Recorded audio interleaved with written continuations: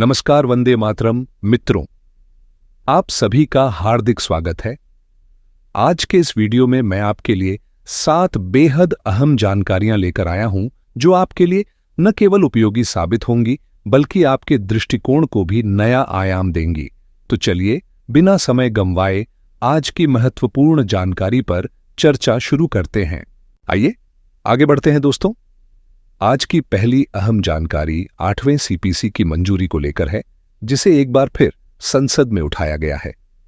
इस मुद्दे पर सवाल जवाब काफी रोचक रहे और यकीन मानिए इसकी वजह भी दिलचस्प है। आखिर ऐसा क्या हुआ, किस तरह के सवाल पूछे गए और सरकार की ओर से क्या जवाब मिला? चलिए सबसे पहले इन बिंदुओं पर नजर डालते हैं और समझते हैं कि यह चर्चा क्यों खास रही। दोस्तों, 25 मार्च को राज्यसभा में भारत सरकार के वित्त मंत्रालय से 8वें वेतन आयोग से जुड़ा एक महत्वपूर्ण सवाल पूछा गया। यह प्रश्न राज्यसभा सांसद श्री शंभू शरण पटेल, श्री मदन राठौर और श्रीमती किरण चौधरी द्वारा उठाया गया, जिसमें सरकार से यह स्पष्ट करने को कहा गया कि क्या 8वें केंद्रीय वेतन आयोग को मंजूरी मिल चुकी है। यदि हां, तो इससे जुड़े विस्तृत विवरण क्या हैं और इसका लाभ कितने केंद्रीय कर्मचारियों और पेंशन भोगियों को मिलेगा, जिससे देश की अर्थव्यवस्था में खपत को भी प्रोत्साहन मिल सके। इस पर वित्त राज्य मंत्री पंकज चौधरी जी ने उत्तर देते हुए बताया कि सरकार ने 8वें सीपीसी के गठन का निर्णय ले लिया है। साथ ही केंद्र सरकार के सिविलियन कर्मचारियों और पेंशन भोगियों की अनुमानित संख्या 1 मार्च 2025 तक 33,57,000 होगी, जबकि 30 जनवरी 33,91,101 रहने का अनुमान है। इसके अलावा रक्षा क्षेत्र के कर्मियों और पेंशन भोगियों को भी इसका लाभ मिलेगा। हालांकि पूरे संवाद को देखने से ऐसा प्रतीत होता है कि सवाल पूछने की औपचारिकता निभाई गई और जवाब भी उसी औपचारिक लहजे में दिया गया। इस सवाल की वास्तविक सार्थकता क्या है? यदि वाकई ठोस जानकारी चाहिए तो सवाल कुछ इस तरह होने चाहिए: सरकार 8वें वेतन आयोग की समिति का गठन कब तक करेगी? आयोग में फिटमेंट फैक्टर कितना निर्धारित किया जाएगा? इस पर कितना बजट खर्च होगा? ऐसे सवाल पूछे जाएं तो सही मायने में कोई ठोस जानकारी सामने आ सकती है। लेकिन यहां जो सवाल पूछा गया वह ऐसा है जिसका जवाब पहले से सबको पता था। क्या सरकार ने 8वें सीपीसी के गठन को मंजूरी दी है? जाहिर है सरकार से वही रटे रटाए जवाब की उम्मीद थी और वही मिला भी। आश्चर्य की बात यह है कि आखिर इस तरह के सवाल किस सोच के साथ तैयार किए जाते हैं जिससे सरकार को भी हल्के में जवाब देने का अवसर मिल जाता है। तो कुल मिलाकर जैसा आपने देखा, सवाल केवल पूछने की औपचारिकता पूरी करने के लिए उठाया गया था और जवाब भी उतना ही औपचारिक रहा। असली मुद्दा तो यह है कि अगर सही और सटीक सवाल किए जाएं तो सरकार को भी मजबूर होना पड़ेगा कि वह 8वें वेतन आयोग से जुड़ी महत्वपूर्ण जानकारियां सार्वजनिक करे, जिससे कर्मचारियों और पेंशन भोगियों को स्पष्टता मिल सके। बात करते हैं डीए और डीआर की, जिस पर तमाम अखबारों में अटकलें लगाई जा रही हैं। उम्मीद की किरण आज भी बरकरार है, क्योंकि सरकार को इस बढ़ोतरी की घोषणा होली से पहले करनी थी, लेकिन वह टल गई। पिछली कैबिनेट बैठक में इस पर कोई फैसला नहीं हुआ और अब एक बार फिर बैठक होने जा रही है। ताजा रिपोर्ट्स के मुताबिक 7वें वेतन आयोग के तहत डीए और डीआर को लेकर आज कोई बड़ा अपडेट आ सकता है, जिससे सरकारी कर्मचारियों और पेंशन भोगियों के लिए राहत की खबर मिल सकती है। लगातार बढ़ती महंगाई के बीच करोड़ों सरकारी कर्मियों और सेवानिवृत्त लोगों को इस बढ़ोतरी का बेसब्री से इंतजार है। उम्मीद जताई जा रही है कि इस हफ्ते महंगाई भत्ते और महंगाई राहत में बढ़ोतरी की आधिकारिक घोषणा हो सकती है। सभी की निगाहें कैबिनेट बैठक पर टिकी हैं, जहां इस मुद्दे पर गंभीर चर्चा होने की संभावना है। यदि सरकार आज फैसला लेती है तो यह लाखों कर्मचारियों और पेंशन भोगियों के लिए एक बड़ी राहत होगी। जनवरी 2025 से नई दरों के लागू होने की पूरी संभावना है और इसका भुगतान एरियर के साथ इस महीने की सैलरी और पेंशन में किया जा सकता है। फिलहाल मौजूदा दर 53% है, लेकिन इसे 2% या 3% तक बढ़ाने का अंतिम निर्णय सरकार को लेना है। पिछली कैबिनेट बैठक में इस पर कोई फैसला नहीं हो सका था, क्योंकि सरकार को वित्तीय अनुमति लेनी होती है, जो उस समय तक प्राप्त नहीं हुई थी। हालांकि इस बार उम्मीद की जा रही है कि जरूरी अनुमतियां मिल गई होंगी और फैसला लिया जा सकता है।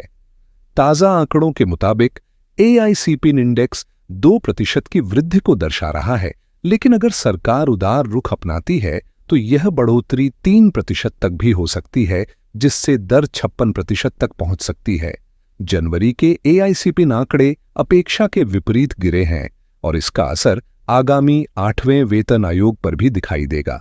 इसी वजह से कर्मचारियों में असंतोष बढ़ रहा है और कई कर्मचारी इस बात की मांग कर रहे हैं कि DA की गणना के मौजूदा फॉर्मूले में बदलाव किया जाए, ताकि महंगाई के असर से उन्हें अधिक राहत मिल सके।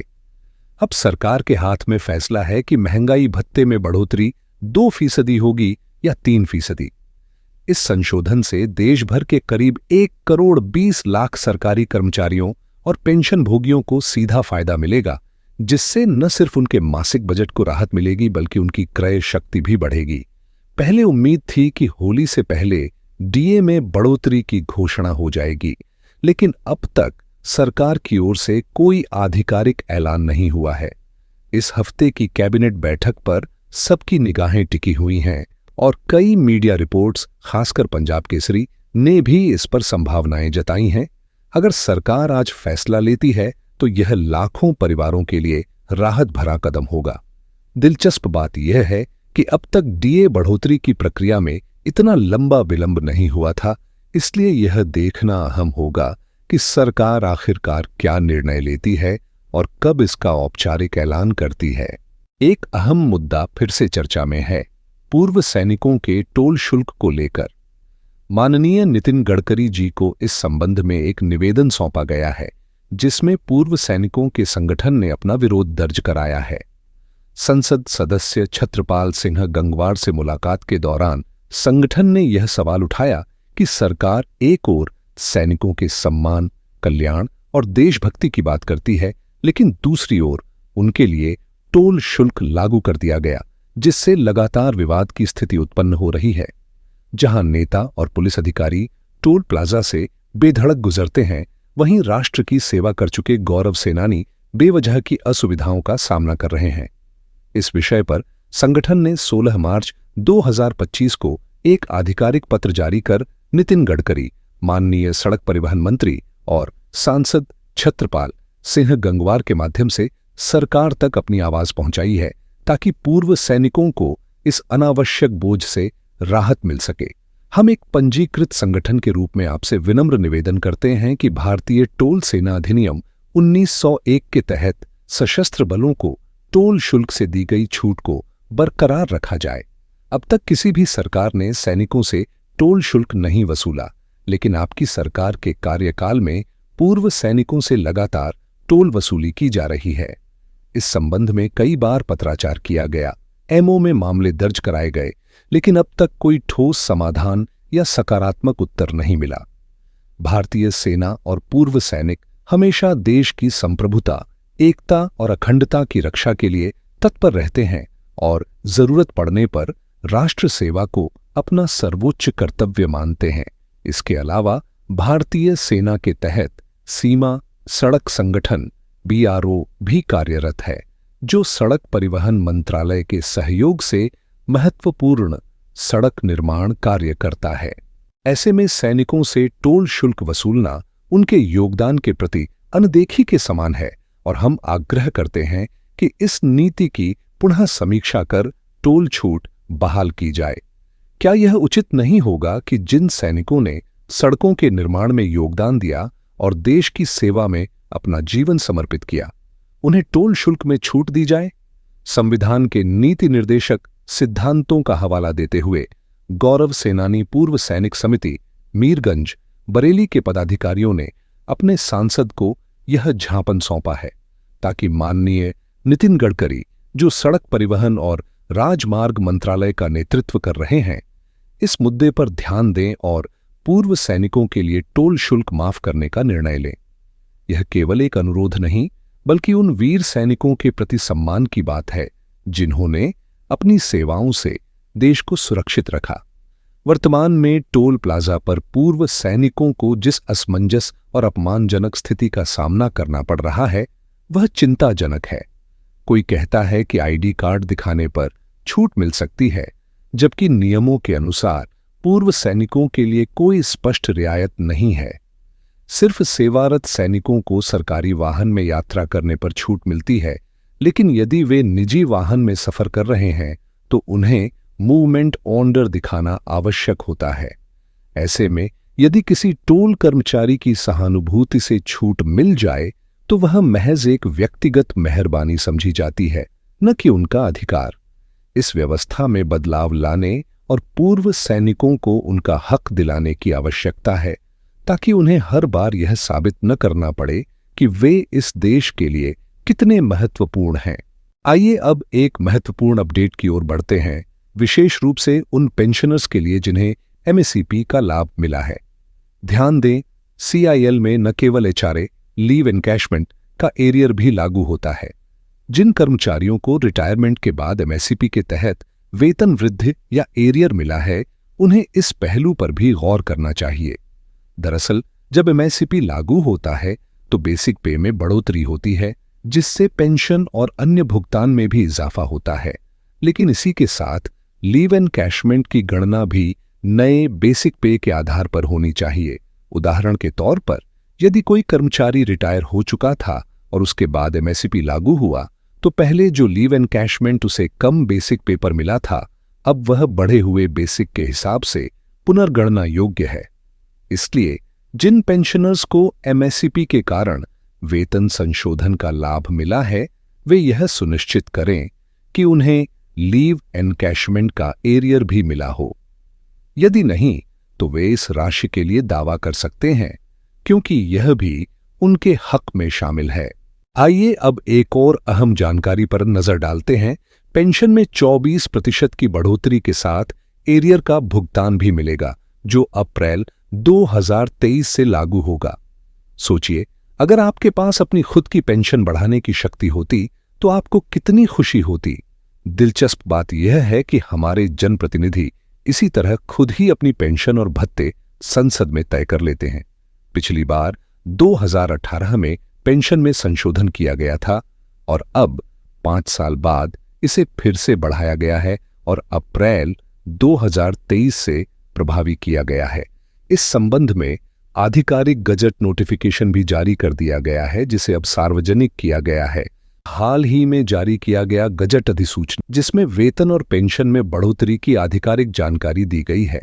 यह बिल्कुल ताज़ा अपडेट है, जिसे 24 मार्च 2025 को प्रकाशित किया गया है। अब सवाल यह है कि इस संशोधन से किन लोगों को लाभ मिलेगा, तो चलिए इसे विस्तार से समझते हैं। इस गजट में स्पष्ट किया गया है कि संसद सदस्य वेतन, भत्ता और पेंशन अधिनियम 1954 की धारा 30 की उपधारा 3, धारा 8 की उपधारा 1 और आयकर अधिनियम 1961 की धारा 48 के तहत निर्धारित लागत मुद्रास्फीति सूचकांक के आधार पर वर्तमान और पूर्व संसद सदस्यों के वेतन, दैनिक भत्ते, पेंशन और अतिरिक्त पेंशन में 1 अप्रैल 2023 से वृद्धि की गई है। यह संशोधन केंद्र सरकार द्वारा अनुमोदित है और इसे औपचारिक रूप से लागू किया जा रहा है। यानी 1 अप्रैल 2023 से लागू संशोधन के तहत अब तक का बकाया एरियर भी मिलेगा। अब जरा देखें कि मौजूदा वेतन और भत्तों में कितना इजाफा हुआ है। पहले सांसदों का मासिक वेतन 1 लाख था, जिसे बढ़ाकर 1,24,000 कर दिया गया है, यानी सीधा 24% की बढ़ोतरी। इसके अलावा मासिक पेंशन 25,000 से बढ़ाकर 31,000 कर दी गई है। जो सांसद 5 वर्षों से अधिक सेवा दे चुके हैं, उन्हें प्रत्येक अतिरिक्त वर्ष के लिए पहले 2,000 मिलता था, जिसे 2,500 रुपये कर दिया गया है। सीधे शब्दों में कहें तो संसद में बैठे जनप्रतिनिधियों ने अपने वेतन और पेंशन में इस संशोधन को पारित करवा लिया, जिससे उनकी आय में महत्वपूर्ण वृद्धि हुई है।